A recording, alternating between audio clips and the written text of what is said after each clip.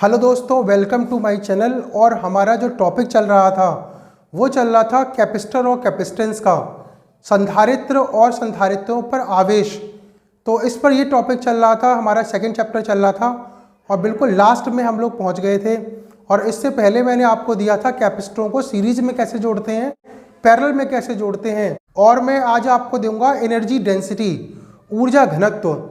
जब हम संधारित्रों को जोड़ते हैं तो ऊर्जा घनत्व कितना होता है उस पर, ठीक है ना। तो उससे पहले मैं आपको एक क्वेश्चन बता दूं कि अगर कैपेसिटरों को अगर हम सीरीज में और पैरेलल में जोड़ें तो उसका रेशियो कितना होता है। अगर एक जैसे संधारित्र सीरीज में जुड़े हों, n संधारित्र सीरीज में जुड़े हों और n संधारित्र समांतर क्रम में जुड़े हों तो उनको जोड़ने पर इसके रेशियो कितने होते हैं। तो देखो सुनो, इन सीरीज, अगर मैं इसको सीरीज में निकालूं तो सीरीज का फॉर्मूला होता है, पिछले वाले वीडियो मैंने आपको बताया था कि सीरीज का फॉर्मूला होता है CS इक्वल टू एक कैपेसिटर की कैपेसिटी और जितने कैपेसिटर जुड़े हैं उसकी संख्या, तो C अपॉन N इसकी वैल्यू। दूसरा इन पैरेलल, है ना, इन पैरेलल में अगर जोड़ा जाए तो पैरेलल में जोड़ें तो CP इक्वल टू NC। एक जैसे N capacitor series parallel combination में जुड़े हों तो किस तरीके से उसका फॉर्मूला होता है CP इक्वल टू NC। और इसका देखिए रेशियो कैसे निकलता है, तो इसको फर्स्ट अपॉन सेकंड कर दो, CS upon CP equal to C upon N और यहाँ नीचे हो गया N इंटू C। तो देखो C से C cancel, CS upon CP की जो वैल्यू आई 1 अपॉन N स्क्वायर और यहाँ CP की वैल्यू आती है N स्क्वायर इंटू CS, ठीक है ना। तो ये आपका शॉर्ट फॉर्मूला हुआ।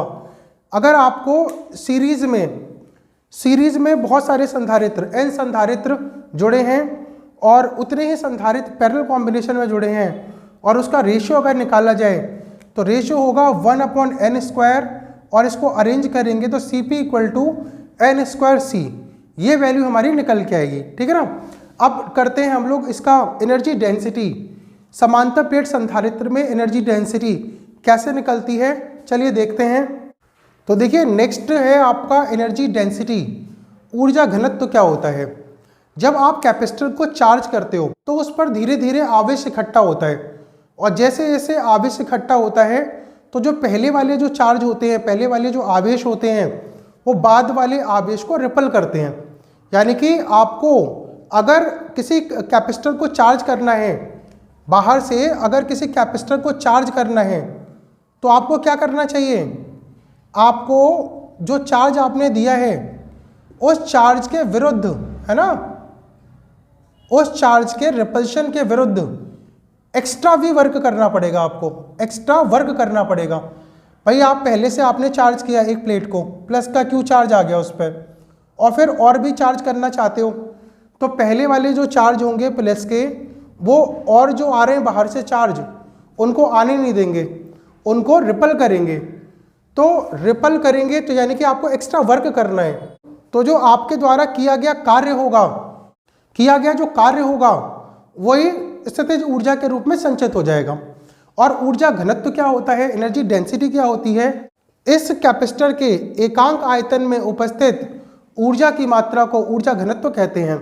तो देखो ऊर्जा घनत्व क्या होता है, ऊर्जा घनत्व होता है, जैसे इसको हम लिखे एनर्जी डेंसिटी यानी कि ऊर्जा घनत्व क्या होता है, UI equal to total energy capacitor पर अपॉन वॉल्यूम।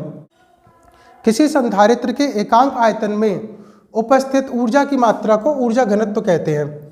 और इसकी जो यूनिट होती है वो होती है आपकी एनर्जी की जूल और वॉल्यूम की हो गई मीटर क्यूब, तो जूल पर मीटर क्यूब ये इसकी यूनिट हो गई। और देखिए UI ऊर्जा घनत्व, एनर्जी का फॉर्मूला होता है half CV square, half CV0 का स्क्वायर। और ये जो V है वो कैपिटल V है, आपका वॉल्यूम है। और वॉल्यूम जो होता है, आयतन क्या होता है, आधार का क्षेत्रफल गुणा लंबाई, πr²h यानी एरिया ऑफ बेस इनटू प्लेटों के बीच के डिस्टेंस D। तो आयतन क्या होता है, area of base into length. ये वैल्यू यहाँ रखते हैं तो ये हो गया A इंटू डी, ठीक है ना, ये हो गया। अब देखो सुनो, यहाँ पे ये वैल्यू हमने रख दी और हमें पता है कैपेसिटी का फॉर्मूला, समांतर प्लेट संधारित्र की प्लेटों के बीच धारिता का फॉर्मूला होता है C = KA epsilon not upon D, KA epsilon not upon D, है ना। जब इसके प्लेटों के बीच में K मीडियम यहाँ पर रखा हो, कैसा माध्यम रखा हो, K पराविद्युत माध्यम रखा हो, यहाँ वैल्यू रखते हैं इसकी।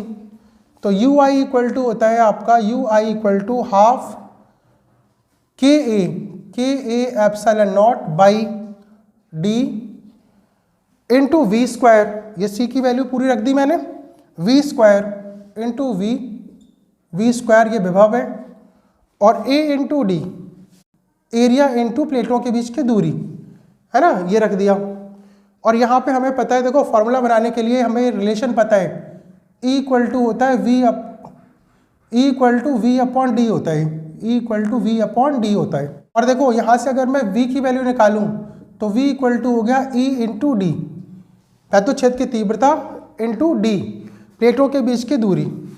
तो यहाँ वैल्यू रखते हैं 1/2 KA एप्सिलॉन नॉट, V की वैल्यू रखते हैं E स्क्वायर डी स्क्वायर, तो E square D square by D into A और इंटू डी।